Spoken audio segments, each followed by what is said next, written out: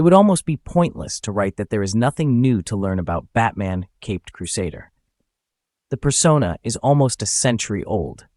His narrative has been recounted several times, usually starting with the same basic elements.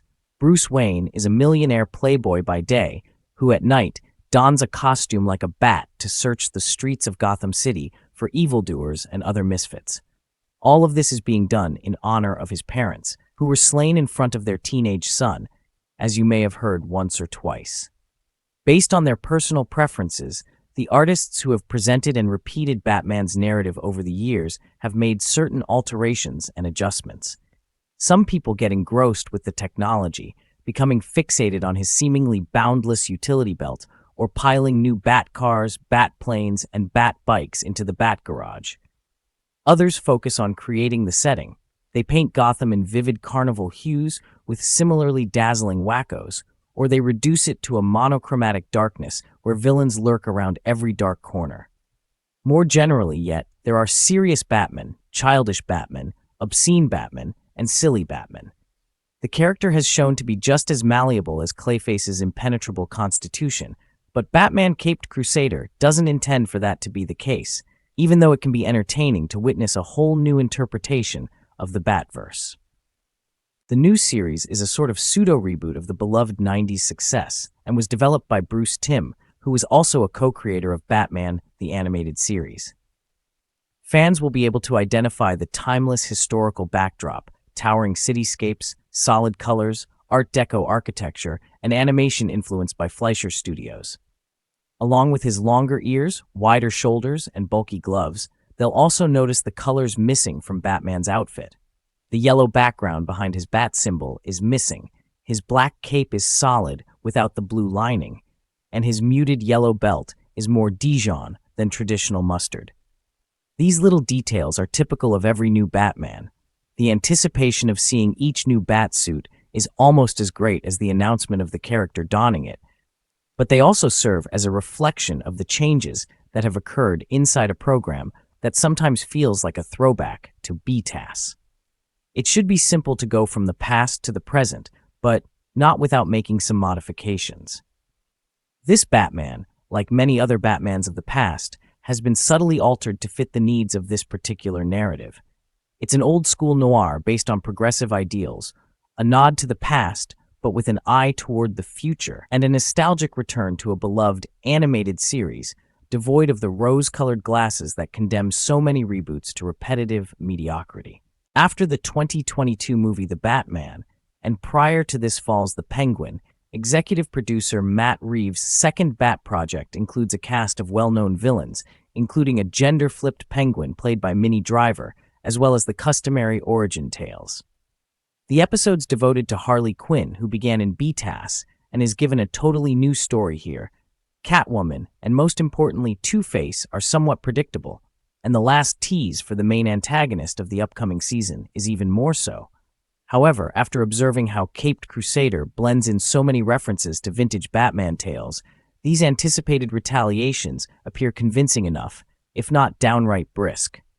The show, which is set in an undefined era, evoking the 1930s and 1940s, pays homage to everything from Adam West's Biff Bam Pow antics to Batman's encounters with Robin Hood.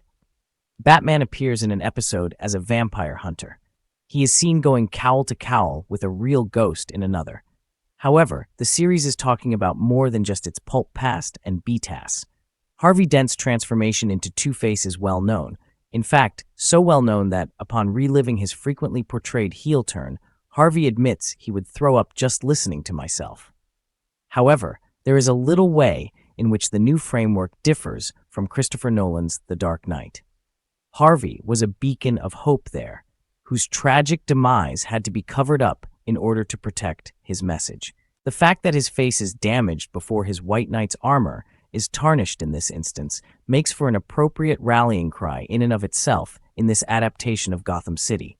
Nevertheless, Caped Crusader's fundamental strength is its complete devotion to noir. Beyond its visually arresting and reassuring exterior, the series is rife with corruption. The city is governed by the mob.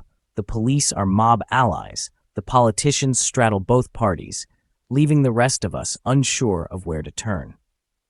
Batman and his colorful adversaries are portrayed as costumed vigilantes, acting as last-ditch attempts to save a world that is beyond rescuing through conventional methods.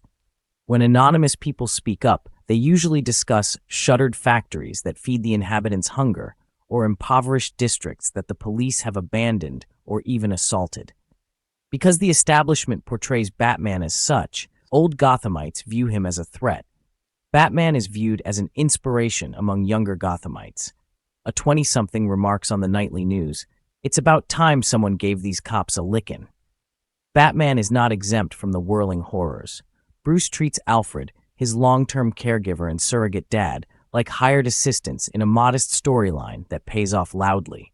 Lucius Fox explains, "I was raised to treat the staff like people." Bruce, you might want to try it sometime. His search has blinded him to the needs of others around him, and his obstinacy keeps getting in the way of things. Bruce is ordered to participate in court-mandated therapy in what is perhaps the season's greatest episode. When someone makes a crude remark about his late mother, he hits him. In the sessions that follow, Caped Crusader explores Bruce Wayne's well-known metamorphosis into Batman. This time, he's not using tragedy to achieve great atonement. Instead, he's using his unconscious and conscious suffering to inflict suppressed agony on others. Although Batman, Caped Crusader seems ready to do so following a fantastic first season, the show could benefit to expand on a number of these concepts, as well as explore more unique storytelling directions. It's robust, capable, and amusing. It's brilliantly written, exquisitely rendered, and expertly performed. Hamish Linklater is really exercising his versatility in 2024, portraying both Batman and Abraham Lincoln before making an appearance in the eagerly awaited The Nickel Boys adaptation this autumn. Diedrich Bader, Christina Ricci, and Jamie Chung are all outstanding in their respective parts. Without being constrained by the past, it honors the past while maintaining a progressive mindset that benefits both the genre and the plot. Although a lot of this could be said about earlier iterations of Batman, Caped Crusader remains unchanged. There's much to enjoy for die-hard fans, casual fans should be delighted, and a new generation could soon find a Bat series to call their own.